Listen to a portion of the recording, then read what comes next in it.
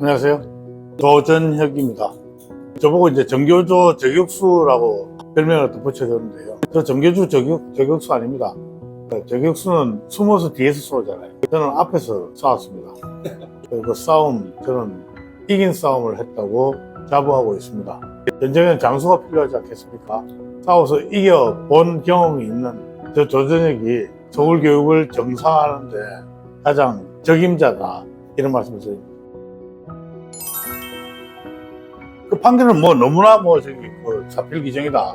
조금 아쉬운 점은 저는 실형을 살았어야 된다고 생각해요. 징역 1년 6개월, 집행유예 2년이잖아요. 집행유예 없는 징역형을 살았어야 되는 마땅하다고 생각을 합니다. 범죄를 저지르고도 막 합당한 벌을 갖다 내렸어야 하는데 그렇게 벌을 갖다 안 내린 게 아쉽다, 이런 말씀을 드리고요. 또 한 가지가 재판이 너무 늦게 진행됐습니다. 사실 조희영 교육감이 삼성까지 할 수 있는 길을 갖다 터준 거는 재판부였다. 우리나라 재판부 정말 이거 개혁돼야 된다 생각. 자기 양심의 법정에서는 당당하고 떳떳하다고 그랬습니다. 그 사람이 어떤 죄를 갖다 저질렀습니까? 이 민주주의를 갖다 파괴하는 행위라고 할 수 있는 후보자 매수를 했습니다. 이번에 조희영 교육감도 마찬가지지만 선거비용 돌려받은 것을 다시 국고에 반납을 했다 했습니다. 그 돈도 아직 반납을 안 했다고 그래요. 그런 중죄를 갖다 저지른 사람이 교육감에 또 출마하고 더 나아가 뻔뻔하게 자기 양심의 법정에서는 당당하고 떳떳하다, 이 정도까지 이야기를 할 것 같으면 병원 가가지고 치료가 급한 사람이다, 저는 이렇게 생각합니다. 제가 이제 이 정치를 갖다 하게 된 배경이나 결심하게 된 원인도 대한민국 교육을 갖다 한번 바꿔보겠다는 사명감이 있었습니다. 제가 국회의원 하면서도 교육과기술위원회 4년 동안 한 번도 떠나지 않았었습니다.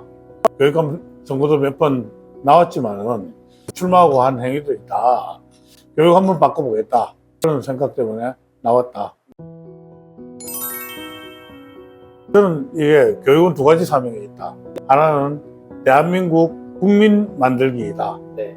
또 하나는 능력 있는 개인을 만드는 것이다 라고 생각을 합니다.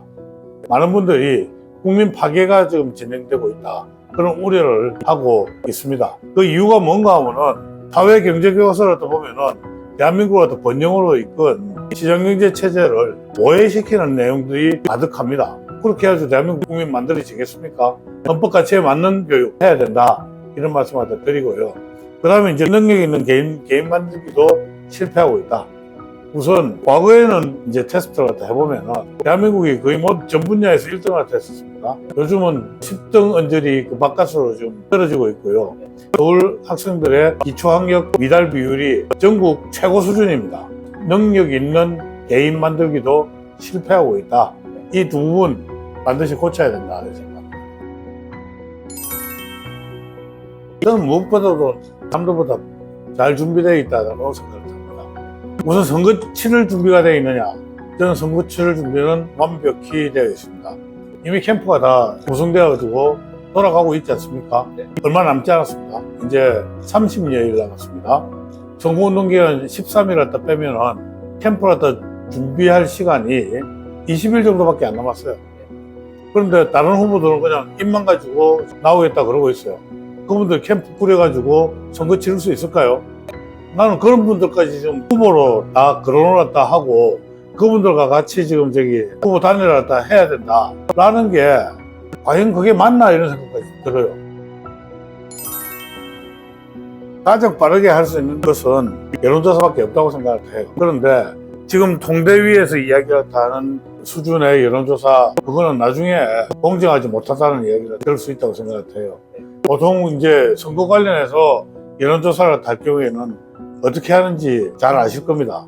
지금 시작해도 16일 걸려야지 여론조사 결과가 발표납니다.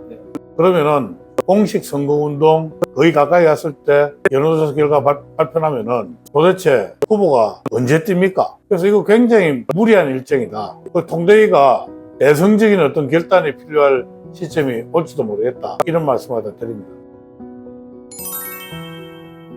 우리가 좌파였다면 지난번과 같은 일이 벌어졌을까? 라고 다시 한번 물어볼 수 있습니다. 절대 그와 같은 일은 좌파에서는 안 일어납니다. 왜 그런가 하면은 그네들이 정한 룰을 가지고 선출된 단일 후보, 좌파에서는 그 단일 후보를 끝까지 지켜줍니다. 만약 서야까지 한 사람이 그걸 어기고 출마를 할 경우에는 좌파 진영 전체가 벌떼처럼 나서가지고 그 후보를 응징을 합니다.